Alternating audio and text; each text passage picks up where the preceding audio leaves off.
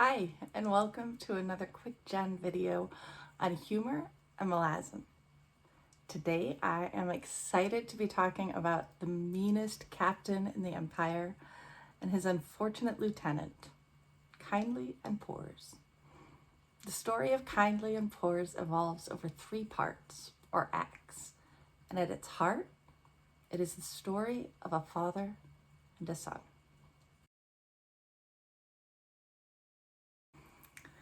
They make their first appearance in House of Chains, and that background is important, but for me, the first act truly begins in The Bone Hunters. It's in this book that we're introduced to Kindly as the domineering, unreasonable, borderline abusive father figure.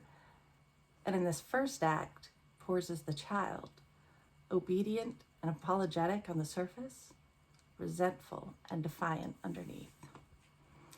At this point, we've heard of Kindly's reputation and seen some small interactions between the two, but we don't really get much insight into their relationship until the scene in which Pores is lying in the recovery tent, still healing from Igatan, with burns all over his body and a melted hand. As readers, we've just been through the ringer, and the army is broken, demoralized, and defeated after Igatan. And in the midst of this, Kindly walks in and asks Pores what the hell he's doing lying around in a cot being lazy.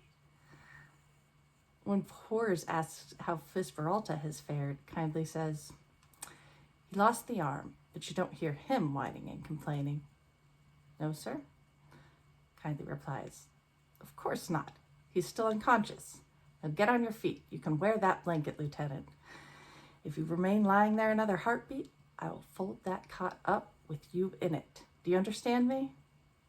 I hadn't hated a captain this much since Feridan's sword stepped on Joyful Union, and yet at the same time, their banter is so pitch perfect.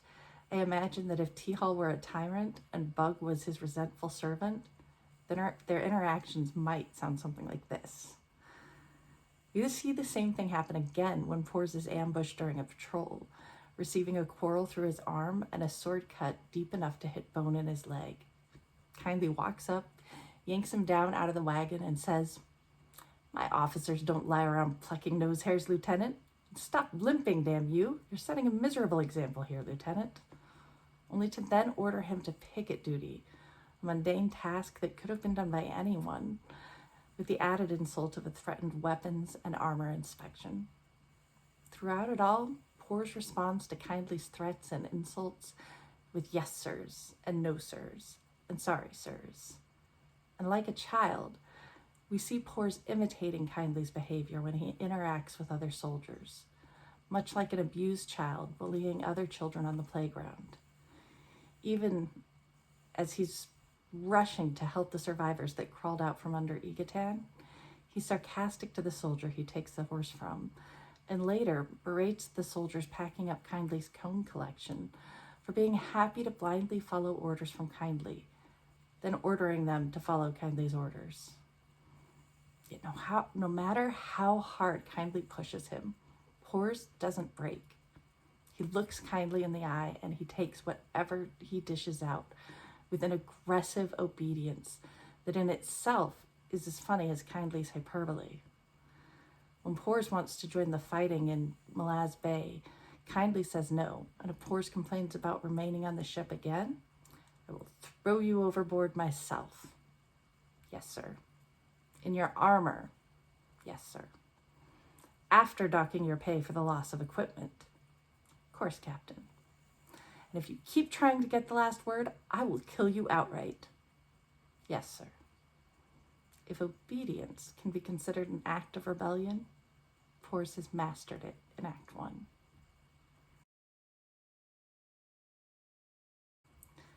There's a brief Kindly and Pores scene in Reaper's Gale, but their story doesn't really pick back up until Dust of Dreams, with Pores running into a wasp nest, which he ruminates should have caught his attention, but instead caught his forehead. And of course, when he regains consciousness, there's Kindly, insulting an injured Pores and threatening to put him on report for criminal stupidity unbecoming to an officer. And just like that, we're back where we left off 3 books ago. And yet, Pors is not quite the same as when we saw him last. His aggressive obedience is intact, but he's gone from acting like kindly to pretending to be kindly. In the guise of the captain, he tells Kisware and Cinter to shave their hair and leave it on his desk at an hour when he knows Kindly will be out. This is a new kind of rebellion. And so we enter Act 2, the teenage years. Some of Por's best lines come in the course of imitating Kindly, including his absurd command to the sisters, "I order you to regain your lost weight within a fortnight. Failure to do so will result in a month of half rations." Of course, Por's act of rebellion incites one of its own, with Kisware and Cinter leaving animal hair on Kindly's desk, and then Por's retaliating by telling them to show up in Kindly's office in their underwear. They hire whores to show up instead, which results in the recruitment of the women soon to be known as Sweetlard and Rumjugs to the Malazan army. Kindly, of course, knows Pors is responsible, and he responds by promoting him to Master Sergeant, in charge of local recruitment, telling him there are no barriers to advancement beyond competence. And sometimes, Pors replies, not even that. This promotion, Pors promises, means war.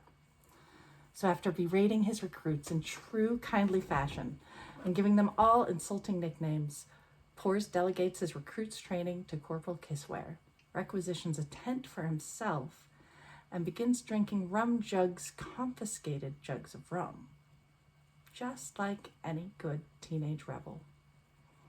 From here, Pors begins building a black market operation, using the names of Kaneb and Kindly to requisition luxury items and extra supplies to sell on the side.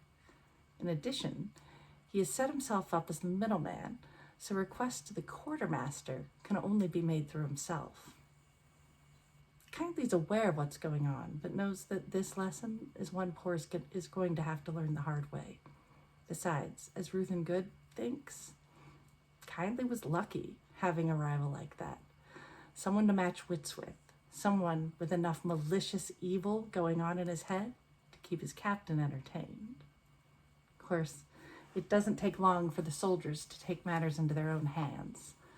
Pors is attacked, and his stores are pillaged. As it does for most of us, Pors' rebellious phase ends with the consequences of his own actions smacking him upside the head.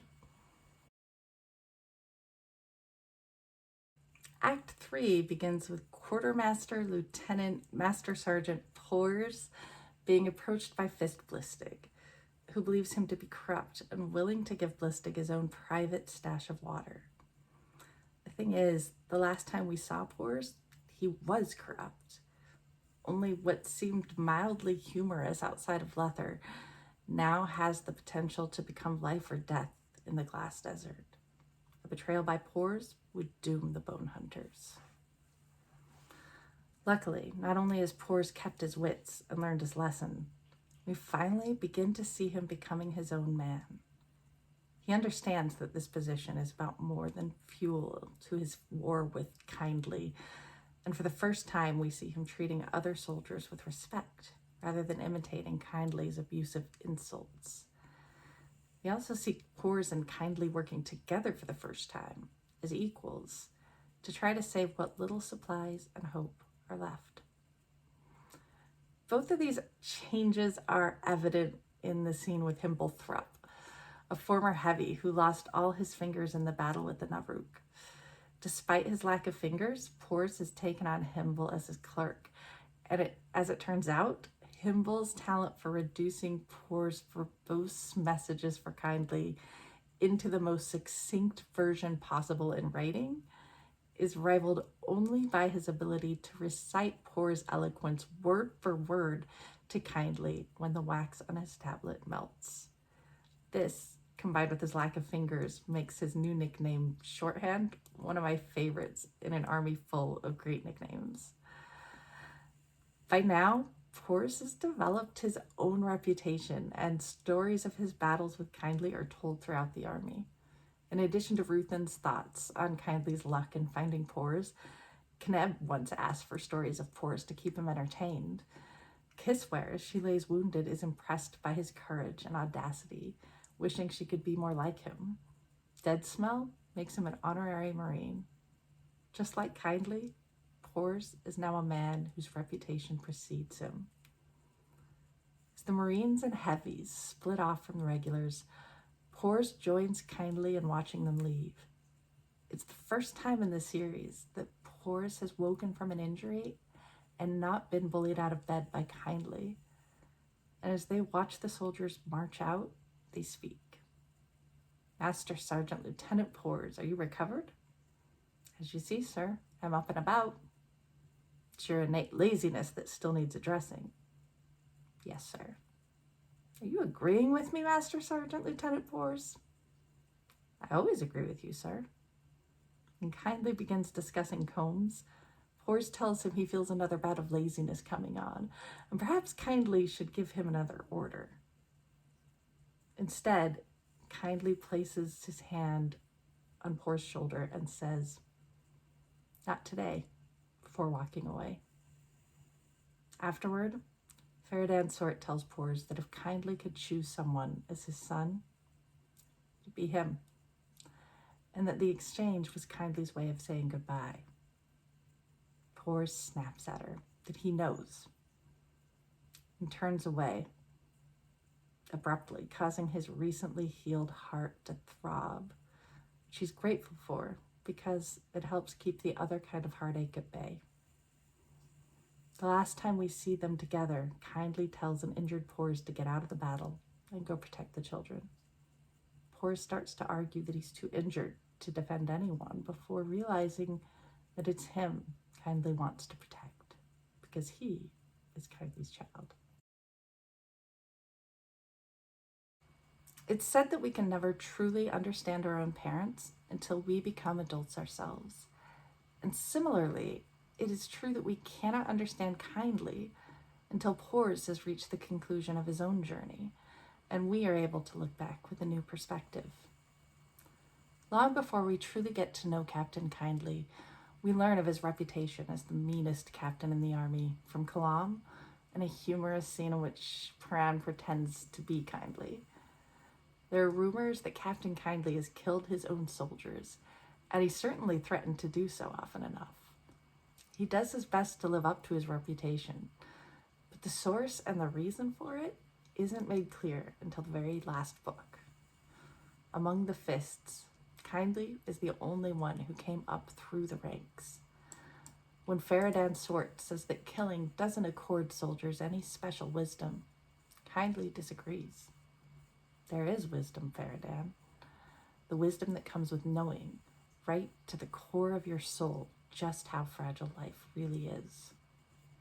Turns out, the man who's rumored to have killed his own soldiers hates killing almost as much as he hates seeing his soldiers die. Until the last battle, we never see him brandish a weapon sharper than his tongue. The only time we see him use violence, outside of the time that he punches Roach while staring down Bent, is when he's fighting Blistig after he tried to kill Pores. He's fighting him to prevent others from killing, and he's fighting for Pores. As he asks Pores when they're watching the Battle of Malaz City, "Are you really so eager to kill fellow Malazans?" After a confrontation with Tavor, Kindly says to Ruthen, "You can't ask soldiers to open their hearts. If they did, they'd never take another life. We need to harden ourselves to all that we have to do. We need to make ourselves harder than our enemy." And suddenly, the origin of Kindly's reputation becomes clearer. When Sort confronts Kindly about ordering a kit inspection, he responds with a story. Some advice. The keep is on fire. The plague is killing the staff. The rats won't eat your supper, and hearing the circus is in the yard, your wife has oiled the hinges on the bedroom door. So I walk in and blister your ear about your scruffy boots. When I leave, what are you thinking about? Skinero responds, "I'm thinking up inventive ways to kill you, sir," which immediately calls back to Poor's after the ambush. Poor's leg is throbbing. His arm hurts. He's cold. And yet all he can think about is how much he wants to kill Kindly. Later, Sort summarizes Kindly's approach like this: "We are to be their lodestones, and when they see us bear their hate, when they see how none of it can buckle us, they are in turn strengthened." There are two scenes in which Kindly bullies an injured Poor's out of bed. In both, Fist Peralta is the subject of envy, as he gets to remain in bed while Poor's is forced to get up and resume his responsibilities. While Kindly ensures that Poor's is up, active, and busy with mindless, sometimes pointless tasks, Peralta is ruminating, drowning in self-pity and longing for death. Things don't end well for Fist Peralta.